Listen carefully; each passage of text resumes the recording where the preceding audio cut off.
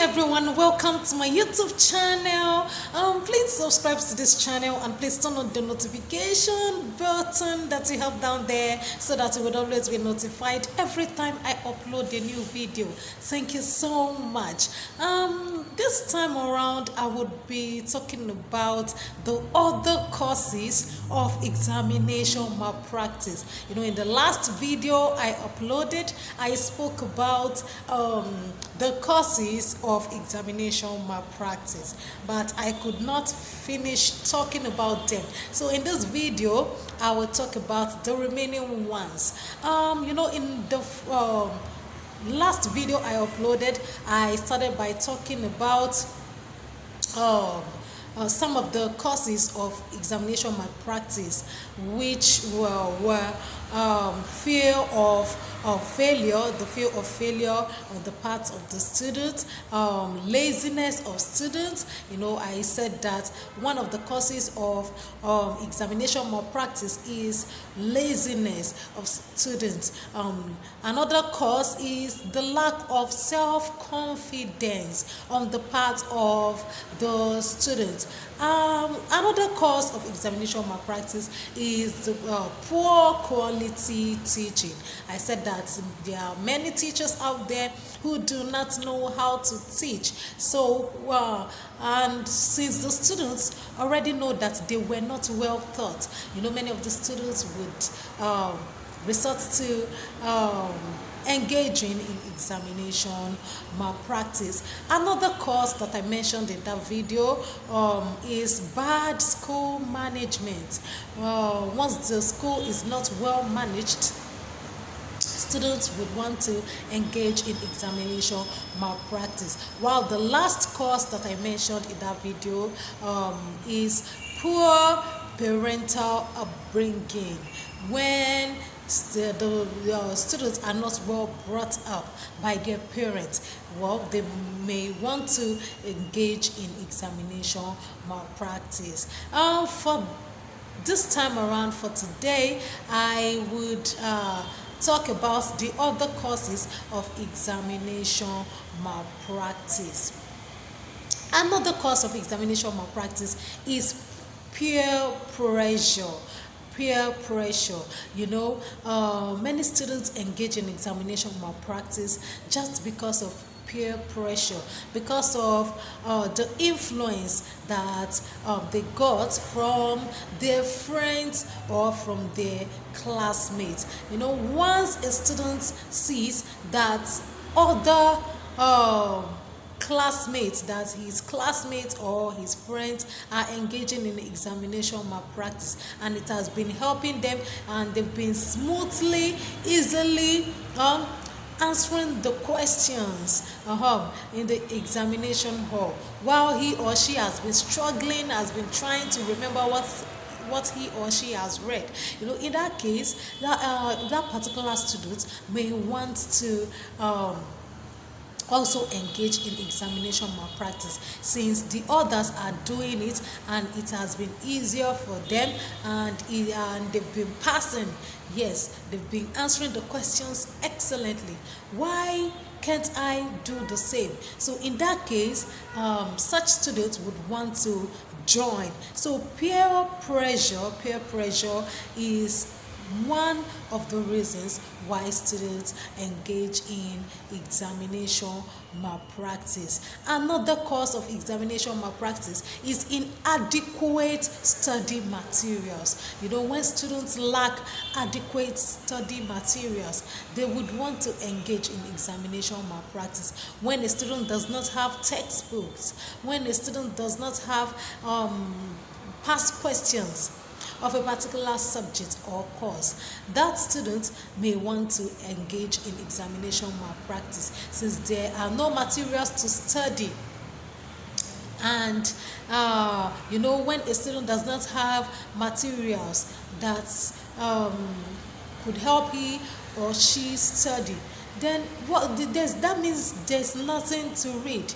There's nothing to read at all. So in that case, the students may want to engage in examination malpractice. Another cause of examination malpractice is high level of poverty. When there's high level of poverty, now that students would want to engage in examination malpractice. When a student is from a poor background, from a poor family, where he or she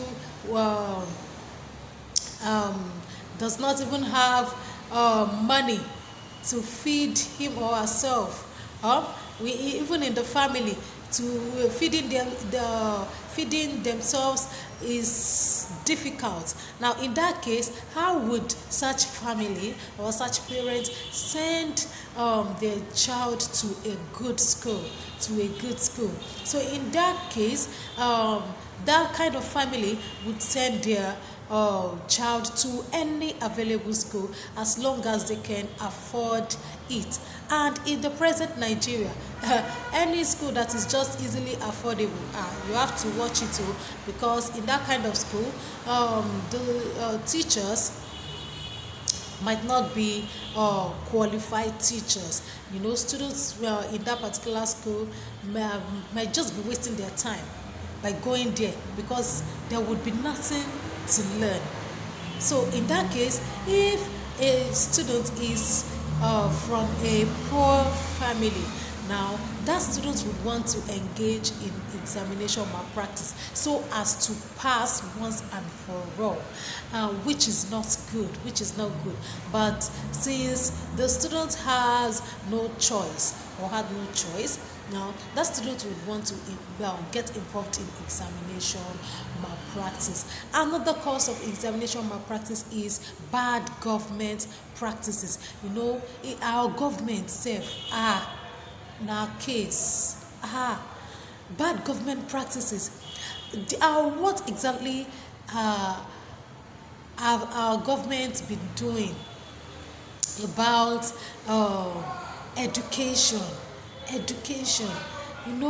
Government practices also determines whether students would engage in examination malpractice or not. If the government takes up this matter, it's likely that students would not be able to get involved in examination malpractice. But since the government is not doing anything about it, and even our government practices this nowadays, if you want to get a job, you have to resort to either bribing someone. You just have to do one bad thing or the other in order to get a job, a government job for that matter. So all these bad practices, even our government or officials, our public officials, they are cheating, they are stealing, they are they get involved in so many bad things, and our students are seeing this, our children are seeing this. So since the government is involved in so many bad practices, then what do you expect from children, from students? So this is one of the causes of examination malpractice. Another cause of examination malpractice is the attitude of teachers to work. The attitude of many teachers out there to work is not good at all. Many teachers' attitude to work is bad. Many of them do not care. Many teachers just go to class, just say what they want to say and leave. They don't want to know whether their students understand what they have taught or not. Many of these teachers do not care about their students. They do not care about their students, which is not good. Many teachers do not even upgrade themselves. They don't update themselves. It is that method that they've been using for the past 10 years. It is that same method that they are still using till now, which is not good.